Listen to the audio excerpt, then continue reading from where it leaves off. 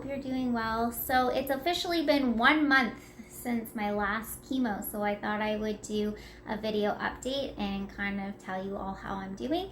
So that last chemo that I had was such a weird concept because mentally I was so excited to be finished, and there was so much attention around it, I guess. Like, people were messaging me, and I had flowers and balloons, and it was all very exciting, but I felt so sick. So it was this weird, like, you want to celebrate, but yeah, you feel sick.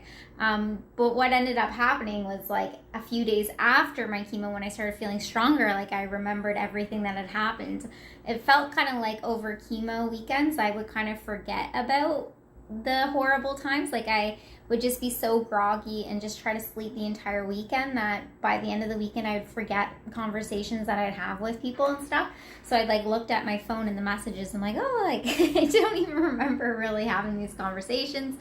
My brother got me a fishing trip to go muskie fishing in June as like a congratulations on finishing chemo, and I completely forgot about that altogether until a few days after chemo.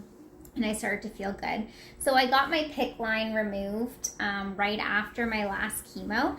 And they kind of told me, oh, why don't you keep your PICC line in until you do your CT and PET scan? But I just wanted that thing out of me. So I had chemo Friday. By Tuesday, I already had my appointment to get it taken out, which was such an easy thing to do. I had to go to the chemo suite for them to do it, and literally took a deep breath in and they it out. And I didn't even feel it. I looked, I'm like, oh, did you do it? Like, I breathed in and out and it was gone. So once I had that taken out, it kind of felt like freedom at last, to be honest with you. And I was feeling better by that point too. So I will say though, my last chemo dragged on quite a bit. I had that chemo taste in my mouth for quite some time, which was not fun.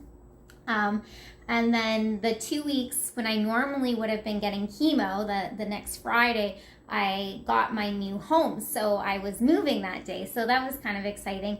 Instead of going to chemo, I was moving, which was exhausting. I wouldn't necessarily recommend moving right after chemo. Like, it was kind of one of those bittersweet things where you're excited for a new chapter in your life, but also you're pushing yourself really far. So I was really tired. I could do it, like I obviously did it, it was fine, but yeah, I was drained because it was a few days in a row of moving and then also just setting up, and I can't relax unless my place is somewhat set up. So it was crazy.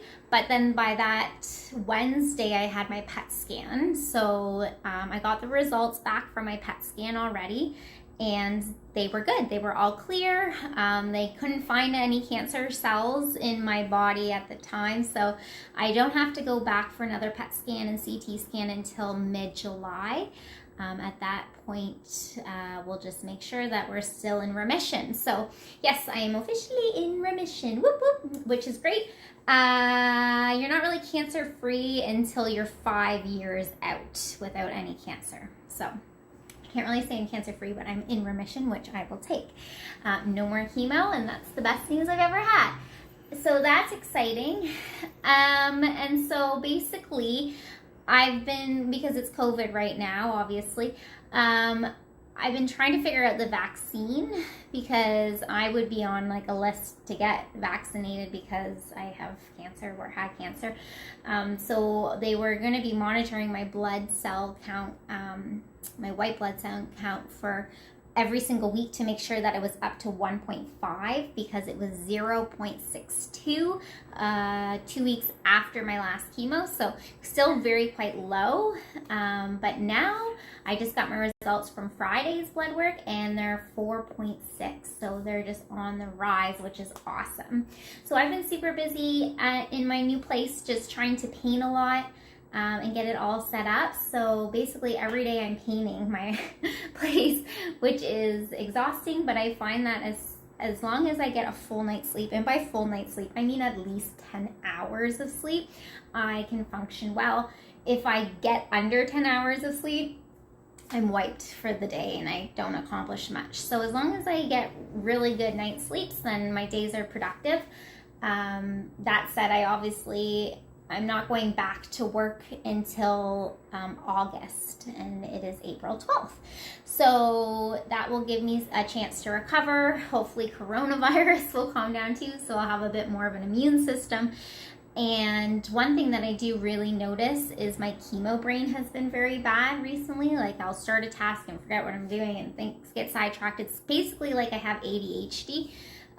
So that has been a challenge, and I would be concerned doing my job having really bad brain fog because you need to be clear-minded. And the amount of times a day that I'm like, wait, what was I doing here again, is ridiculous, where I'll be mid-sentence and I'll forget what I'm talking about. That happens more often than I would like to admit. So hopefully that goes away soon. You can see that my hair is starting to come in. It's still kind of bald, like I still have patchy bits, but it's starting to fill in, which gives me a little bit more confidence. I don't really wear my wig as much recently. I'll put on a baseball cap or whatever, but I feel pretty confident when it's, you know, now that it's growing a bit. It just, once it's full, I feel like I'll be fine. I won't even wear my wig unless I really want to, but I'll just have to rock a pixie cut. But yeah, that's a little update on my end. All is well. I'll randomly get these days where I've got chemo taste in my mouth, and it's the strangest thing. I'll just like wake up and have a day where I'm like, oh, and I try to find foods that I can eat, and it's just very weird. So it's obvious that I still have chemo in my system.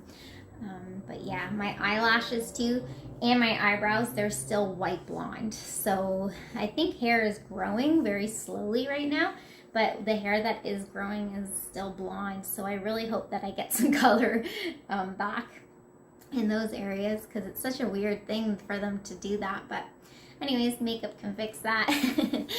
But yeah, that's it. I hope everyone is doing well. Bye.